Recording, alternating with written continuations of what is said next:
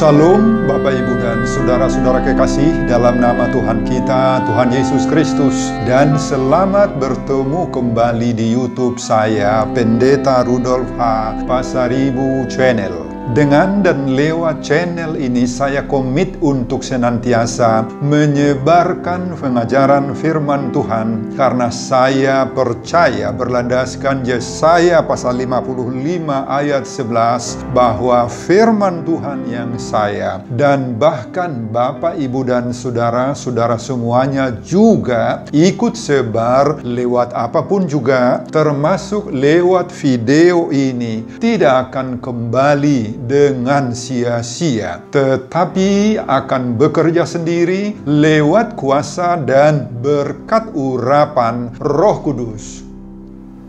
Mari Bapak, Ibu dan saudara-saudara semuanya, saya ajak untuk membantu saya menyebarkan pengajaran firman Tuhan khotbah di pertangyangan Minggu Info Kafit tanggal 21 Februari 2021, terambil dari kitab 1 Petrus pasal 3 ayat 18 sampai dengan ayat 22, dan bacaan atau epistel dari Kejadian pasal 9 ayat 8 sampai dengan ayat 17, diikat oleh topik atau tema janji dan kuasa Allah. Dalam bahasa Batak dituliskan Padan dohot huaso ni debata. Saya baca untuk kita, Bapak, Ibu dan saudara-saudara, simak pembacaan firman Tuhan berikut ini. Judul dari perikop 1 Petrus pasal 3 mulai dari ayat 14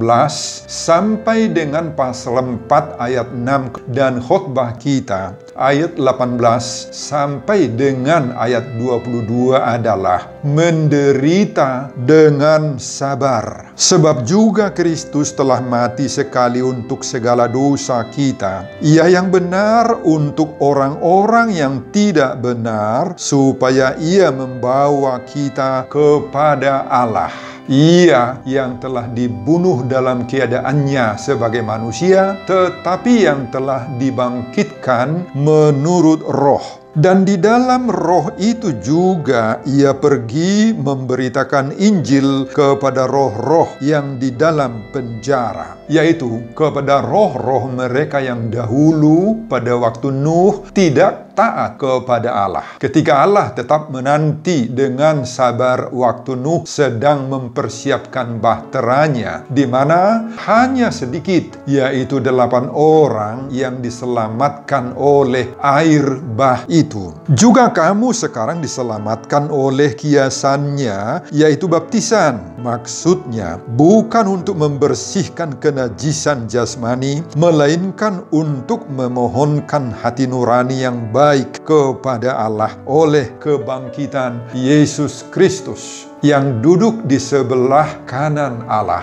setelah Ia naik ke sorga, sesudah segala malaikat, kuasa, dan kekuatan ditaklukkan kepadanya. Saudara, surat Petrus ini ditujukan oleh Rasul Petrus kepada orang-orang Kristen yang berserak di Pontus, Galatia, Kapadokia, Asia, dan Bitinia, pasal 1 ayat 1. Mereka berasal dari yang tadinya beragama Yahudi, tetapi sudah mau percaya kepada Yesus Kristus, sudah menjadi Kristen, sudah meninggalkan agama Yahudinya. Juga sebahagian dari mereka ada yang tadinya belum beragama, kafir kita sebutkan, tetapi sudah mau juga memeluk agama Kristen dan percaya menerima Tuhan Yesus Kristus itu menjadi juru selamatnya pribadi. Mereka ini menghadapi berbagai-bagai bentuk penghambatan, pengejaran, baik itu datang dari penguasa atau pemerintah setempat, atau bahkan dari keluarga-keluarga yang mereka tinggalkan, yang masih tetap memeluk agama semula. Banyak dari antara mereka itu juga yang menjadi korban,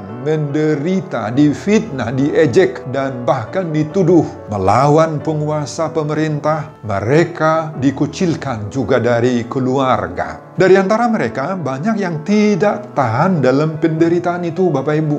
Mereka menjadi putus asa, medeli. Mereka mengalami krisis-krisis iman, sehingga di antara mereka banyak yang bersembunyi, yang tidak berani lagi menunjukkan dirinya. Mereka takut untuk ditangkap dan dianiaya. Jadi, surat kiriman Rasul Petrus ini begitu menguatkan bagi yang menghadapi tantangan, pergumulan, dan penderitaan akibat mempertahankan imannya. Kebenaran firman Tuhan yang dipegangnya, mempertahankan eksistensi gereja. Jadi, surat Petrus ini Bapak Ibu menjadi penghiburan, penguat, apul-apul bagi orang yang menderita agar mereka dapat bertahan. Mereka dapat dikuatkan dan diperlengkapi untuk menjalani, melewati perjuangan iman yang berat serta yang membutuhkan pengorbanan bahkan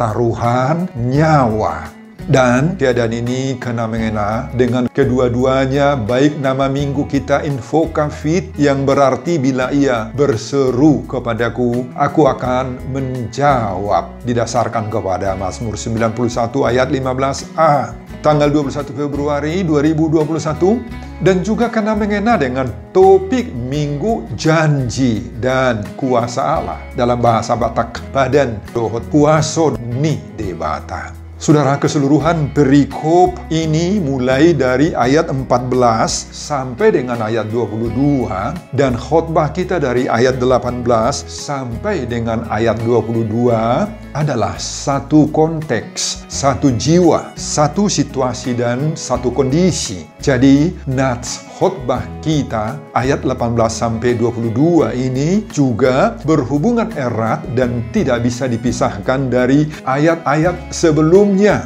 Materi pembicaraan tetap sama, yakni menyangkut bagaimana sikap Kristiani kita menghadapi berbagai-bagai tekanan dan penganiayaan, penderitaan karena mempertahankan iman. Saudara, pada ayat-ayat sebelumnya, khususnya mulai dari ayat 8 sampai dengan ayat 13, Petrus memberi nasihat yang sangat-sangat bernas bahwa meskipun kita menghadapi berbagai-bagai tantangan berat dan penderitaan, namun orang Kristen harus siap juga untuk melakukan segala perbuatan baik. Siap berbuat baik, Bapak Ibu. Hobas tu ulau nadinggan dalam bahasa Batak. Dalam bahasa Inggris, ready for doing good. Yang pada intinya berisi supaya kita dapat hidup sehati sepikir, seperasaan dalam hidup, dalam kasih mengasihi. Kita harus hidup rendah hati, jangan membalas dendam. Dalam keadaan seperti itu, kita akan dapat kebahagiaan, kata Petrus dalam ayat 14. Kebahagiaan dalam bahasa Yunani disebut makarios, makarioi. Bahasa Inggrisnya, you are blessed.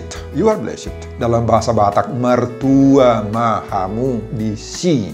Dan selain itu, Petrus juga mendorong jemaat yang ada di perantauan itu tetap memelihara hidup yang kudus, ayat 15. Dan menjauhkan segala perbuatan-perbuatan jahat yang kotor, yang bertentangan dengan kehendak Allah, kehendak Tuhan. Memang akan banyak yang berusaha merusak kekudusan jemaat itu, apalagi di zaman kita sekarang. Namun Petrus tetap mendorong supaya jemaat itu mau hidup kudus. Meski hidup kita berada di dunia, tetapi kita tidak turut dunia. Amin, Bapak Ibu. Dan nasihat itu dilanjutkan lagi dalam perikop mulai dari ayat 14 sampai dengan 17 sebelum khotbah kita, yang berisi peringatan agar jangan lupa pada realitas yang akan terjadi, bahwa dalam rangka kita berusaha berbuat baik semaksimal mungkin, itu mengulang akaulan nadinggan itu, Bapak Ibu. Ready for doing good tadi itu, ingat. Di saat itulah juga kita harus ready, harus siap, ready menghadapi juga penderitaan. Kita harus ready for suffering. Kenapa kita harus menghadapi penderitaan itu? Karena di samping kita harus capek, lelah, bahkan rugi juga waktu, rugi materi, korban juga uang. Yang paling berat lagi justru tidak semua orang yang menerima perbuatan baik kita itu, Bapak Ibu. Tidak semua orang sukacita kalau kita berbuat baik kepada dia, tidak semua orang. Bahkan sering terjadi justru akan menyebabkan orang sana sakit hati, sinis melihat kita, mereka akan membenci kita, mereka akan cemburu iri hati kepada kita. Kita bisa juga Bapak Ibu diteror, difitnah, dituduh macam-macam, diinterogasi, bahkan bisa sampai juga dipenjarakan. Makanya Petrus mendorong jemaat supaya siap, ready. Kita harus ready for suffering, penderitaan itu. Pada perikop khotbah kita, yaitu ayat 18 sampai ayat 22, Petrus mengungkapkan pemberitaan khusus yang berisi banyak pengajaran penting. Pendeta Dr. Ulrich Beyer, seorang mahaguru Fakultas Teologi Universitas HKBP Nomen Sendahulu, pernah menulis buku Tafsiran Surat 1 dan 2 Petrus dan Surat Judas yang diterbitkan oleh BPK Gunung Mulia Jakarta 1972. Pada halaman 99, dia menerangkan ayat 18 sampai 22. Inilah kata dia yang merupakan pusat seluruh surat Petrus karena mengandung pemberitaan unik dari 1 Petrus tentang turunnya Yesus Kristus ke dunia bawah. Makanya bab inilah yang merupakan pokok isi daripada 1 Petrus yang terutama kata Ulrich Beyer. Namun dia juga melanjutkan, meski bagian ini berisi pokok-pokok pengajaran yang utama, yang penting, bagian inilah ternyata yang paling sulit dipahami oleh si penerima, si pembaca surat ini, termasuk oleh para bapak-bapak reformasi dan juga penafsir modern. Kenapa? Karena di dalam ayat 18 sampai 22 ini diutarakan karya Kristus di tengah-tengah kehidupan manusia yang masih hidup maupun bagi orang-orang yang sudah meninggal dunia. Dalam buku Beyer itu disebutkan bahwa Martin Luther, bapak reformasi, juga mengakui dan merasa kesulitan memahami bagian ini. Luther menuliskan, "This is a strange text and certainly a more obscure passage than any other passage in the New Testament. I still do not know for sure what the apostle means." Terjemahan saya sendiri, ini adalah teks yang aneh dan pasti merupakan pasal yang paling sulit dibandingkan dengan pasal-pasal lainnya dalam Perjanjian Baru. Saya masih belum mengetahui dengan pasti, kata Luther, apa sebenarnya maksud apostel Petrus ini. Saudara, itu tafsiran daripada Luther terhadap ayat ini sendiri. Saudara, kalau kita simak ayat 18 sampai dengan ayat 22 ini, secara singkat isinya sebagai berikut. 1. Kristus telah pernah menderita untuk dosa kita. 2. Ia yang benar untuk orang-orang yang tidak benar. 3. Supaya ia membawa kita kepada Allah. 4. Ia telah dibunuh menurut daging. 5. Tetapi yang telah dihidupkan juga menurut roh. 6. Dan di dalam roh itu juga ia pergi memberitakan Injil kepada roh-roh yang di dalam penjara. 7. Yang duduk di sebelah kanan Allah. 8. Setelah itu ia naik ke sorga. 9. Sesudah segala malaikat, kuasa, dan kekuatan ditaklukkan kepadanya. Saudara, itu 9 pokok-pokok isi daripada ayat 18 sampai dengan ayat 22 ini. Bapak, Ibu, dan saudara-saudara, apa makna khotbah ini bagi kita di Minggu Info Covid ini? Ada beberapa, Bapak Ibu. Pertama, meski penderitaan tidak masuk akal, jalani penuh kerendahan hati. Kematian Kristus disebutkan pada ayat 18 merupakan sebuah pengorbanan yang nampaknya tidak masuk akal. Sebagaimana nomor 2 tadi. Ia yang benar untuk orang-orang yang tidak benar. Ungkapan ini sepertinya sulit sekali diterima atau tidak masuk akal. Tetapi ungkapan seperti ini Bapak Ibu membuahkan keselamatan bagi kita, bagi seisi dunia, terutama orang-orang yang percaya kepadanya. Ini mengingatkan kita bahwa keselamatan itu adalah semata-mata anugerah daripada Kristus. Oleh karena itu Bapak Ibu, kita diingatkan dua hal menyangkut keselamatan ini.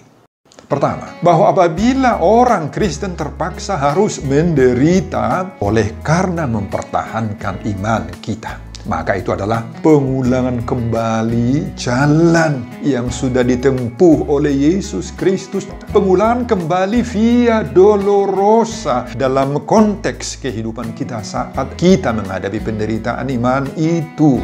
Itu yang pertama. Yang kedua, dengan demikian kita juga disadarkan agar kita dapat menjalani seluruh kehidupan kita itu dengan sabar dan rendah hati. Inilah dua modal kita. Ada kerendahan hati, ada kesabaran. Dan untuk semua pengalaman hidup itu, baik itu pengalaman menyenangkan dan terutama yang memilukan, agar kita selalu tetap berseru-seru kepada Tuhan, sebab kita percaya akan janji dan kuasa Tuhan. Sebagaimana topik Minggu Info COVID itu yang pertama. Kemudian yang kedua, apa makna khotbah ini bagi kita? Hidup kita saat ini berada pada masa anugerah. Tiki parasian, jangan sia-siakan. Saudara, peristiwa Nuh yang disebutkan di sini sebagaimana dalam khotbah Evangelium Kejadian pasal 9 ayat 8 sampai dengan ayat 17 sangat-sangat berhubungan dengan khotbah kita. Apa yang kita ingat dengan peristiwa Nuh? Peristiwa itu mengingatkan kita beberapa hal, Bapak Ibu.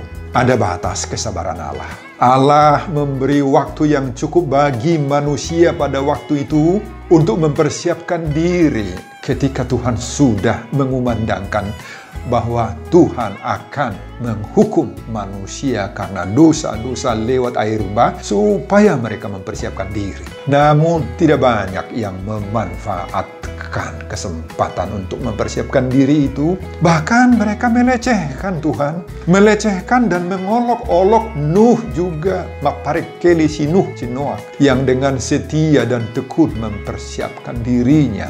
Sampai pada batas-batas kesabaran Allah itu berakhir, manusia zaman Nuh tidak mau memperdulikan ultimatum Tuhan. Berbeda dengan Ninive, khotbah beberapa minggu yang lalu, yang dengan cepat menanggapi ultimatum Tuhan lewat kedatangan Yunus.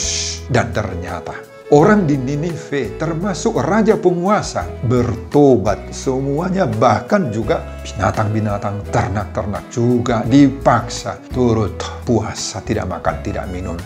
Saudara, dengan melihat pertobatan orang Ninive, Allah menyesal dan mengurungkan maksudnya yang tadinya menunggangbalikan Ninive kalau tidak bertobat.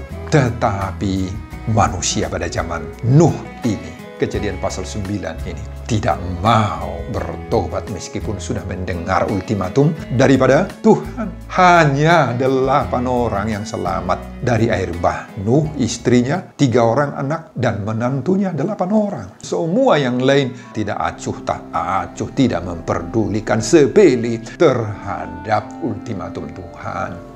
Saudara, mari kita lebih menyadari saat ini bahwa kita juga sedang berada pada masa-masa anugerah, kesempatan yang indah untuk memperbaharui diri kita. Terutama pada saat kita sedang diperhadapkan berbarengan dengan merebaknya pandemi coronavirus disease 19. Di mana-mana, setiap saat kita mendengar kabar ada yang mati, meninggal, ada yang terinfeksi coronavirus disease, ada yang dikarantina, baik itu secara mandiri dan lain-lain. Hampir setiap kali buka Facebook, Bapak Ibu, buka WA, kita akan membaca ada tulisan-tulisan di sana yang mengatakan RIP, rest in peace. Selamat jalan saudaraku, sampai bertemu di rumah Bapa di sorga. Itu tulisan-tulisan kita baca. Kematian selalu datang setiap hari, setiap jam bahkan.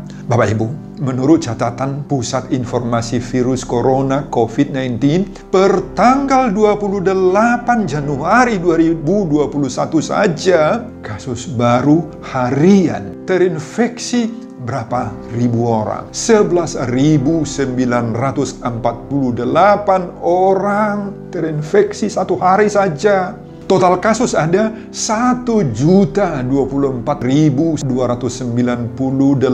orang di Indonesia. Dan yang meninggal 28.855 sampai dengan tanggal 28 Januari yang lalu di Indonesia. Dan sedangkan di seluruh dunia secara global sudah terinfeksi 10.683.538 orang terinfeksi. Dan yang meninggal secara global 2.171.208 orang. Ngeri kita mendengarnya, ya. Jadi kalau Tuhan masih mengizinkan kita sehat-sehat hingga sekarang, puji Tuhan. Kita syukuri berkat pemeliharaan Tuhan dalam hidup kita. Namun kita jangan lengah dalam hal ini. Dan kita sekarang sedang diingatkan agar jangan lalai bahwa kita sedang berada pada saat kesabaran Tuhan masih ada. Tuhan masih mengizinkan kita hidup. Kesabaran Allah inilah yang mengizinkan kita selamat, Bapak Ibu. Saudara, Petrus menyadarkan kita sekarang bahwa keselamatan kita saat ini semata-mata karena adanya kesabaran Allah saja. Tuhan masih memberi kita masa anugerah tiki parasian. Oleh karena itu, pergunakan tiki parasian ini. Waktu kesabaran Allah yang masih ada ini, Bapak Ibu, bertobatlah. Bertobat sebelum kesabaran Allah berakhir saat kita masih penuh dosa. Masih belum menyadari kejahatan kita di hadapan Allah seperti orang-orang di masa Nuh itu. Saudara, khotbah ini mengingatkan kita semua, perbaharui dirimu. Jauhkan dirimu dari segala bentuk-bentuk dosa pelanggaran. Jauhkan dirimu dari segala praktek-praktek yang bertentangan dengan firman Allah, yang menentang Tuhan Allah. Saudara, mari dengan sungguh-sungguh kita harus menyadari hal ini, Bapak Ibu. Semoga Tuhan memperpanjang lagi kesabarannya bagi setiap diri kita masing-masing. Amin, Bapak Ibu. Semoga Tuhan masih memperpanjang tiki parasian itu bagi kita. Yang ketiga, pertobatan hanya terjadi saat hidup. Saudara, surat 1 Petrus ini mengatakan pada ayat 19 dan 20 bahwa Kristus di dalam roh itu pergi memberitakan Injil kepada roh-roh yang ada dalam penjara. Saudara, sekali lagi kita katakan, memang inilah ayat yang paling sulit dipahami oleh hampir semua penafsir Alkitab, termasuk tadi Bapak Reformasi Martin Luther. Banyak pertanyaan yang ditimbulkannya. Di mana dan kapan terjadinya pemberitaan Injil kepada roh-roh dalam penjara itu? Di mana roh daripada orang yang sudah meninggal dunia? Apakah masih ada kesempatan untuk bertobat sesudah mati? Saudara, lagi-lagi ada macam-macam pandangan-pandangan terhadap pertanyaan-pertanyaan itu. Tentu, setiap kita Bapak Ibu masing-masing memiliki pandangan khusus tentang hal ini berdasarkan pengajaran atau dogma gereja kita masing-masing. Tentu pandangan setiap anggota gereja Katolik misalnya pasti berbeda dengan pandangan anggota gereja yang beraliran Protestan, Anglikan, Ortodoks, dan lain-lain. Kita tidak akan bahas itu Bapak Ibu di sini, ya. Tidak bahas itu. Itu hak kepercayaan kita masing-masing. Tetapi sebagai seorang pendeta Protestan, saya tentu akan mengatakan bahwa pertobatan itu hanya terjadi di saat kita masih hidup, nyawa kita masih ada di saat sekarang. Oke Bapak Ibu? Oleh karena itu, kita pastikan bahwa kita tidak akan mempunyai kesempatan kedua untuk menerima keselamatan setelah mati. Nggak ada kesempatan lain lagi untuk bertobat. Setelah kematian datanglah penghakiman. Sebagaimana menurut Ibrani pasal 9 ayat 27, di sana dituliskan, dan sama seperti manusia ditetapkan untuk mati hanya satu kali saja, dan sesudah itu dihakimi. Dan dari kisah Lazarus, kita masih ingat kisah Lazarus dan orang kaya pada Lukas pasal 16? Kita simpulkan bahwa tempat menetap abadi bagi seseorang percaya ada di sorga. Dan yang tidak percaya sudah berada di neraka, di Benotoru. Saudara, mari kita pastikan dalam iman kita, pertobatan hanya bisa terjadi pada saat kita masih hidup. Kematian hanya memiliki dua alternatif saja, ke surga atau di api neraka sebelum tiba di hari penghakiman kelak. Yang keempat, baptisan merupakan meterai keselamatan kita. Pada ayat 21 dituliskan, juga kamu sekarang diselamatkan oleh kiasannya, yaitu baptisan. Saudara, di sini kita diingatkan lagi akan arti, makna, dan tujuan pembaptisan itu. Ada 3 ayat dari firman Tuhan yang harus kita ingat tentang baptisan ini, Bapak Ibu. Yang pertama, Kisah Rasul-Rasul pasal 2 ayat 38 disebut, jawab Petrus kepada mereka, bertobatlah dan hendaklah kamu masing-masing memberi dirimu dibaptis dalam nama Yesus Kristus untuk pengampunan dosamu, maka kamu akan menerima karunia Roh Kudus. Ayat yang kedua, Roma 6 ayat 3, bahwa kita semua yang telah dibaptis dalam Kristus telah dibaptis dalam kematiannya. Ayat yang ketiga, Kolose pasal 2 ayat 12. Karena dengan Dia kamu dikuburkan dalam baptisan, dan di dalam Dia kamu turut dibangkitkan juga oleh kepercayaanmu kepada kerja kuasa Allah. Saudara, inilah arti dan makna tujuan daripada baptisan itu. Baptisan itulah yang mengikat kita menyatu bersama-sama di dalam kematian dan kebangkitan Yesus Kristus. Di dalam baptisan itulah kita dibersihkan dari semua dosa-dosa lewat pengampunan Allah. Dengan baptisan itu kita mendapat jaminan, meterai, kepastian, keselamatan. Pasti selamat. Dan yang keempat, dan oleh baptisan itulah orang percaya mendapatkan karunia khusus. Apa itu karunia khusus? Roh Kudus ada di dalam diri kita. Amin. Bapak Ibu, ingat, inilah arti dan makna tujuan daripada baptisan itu. Jadi baptisan itu bukan hanya sekedar untuk memberi dan meresmikan nama seseorang, Babenggoar. Bukan, Bapak Ibu. Oleh karena itu, Bapak Ibu, Minggu Info Covid ini menyerukan kepada kita semuanya, jangan sia-siakan baptisanmu.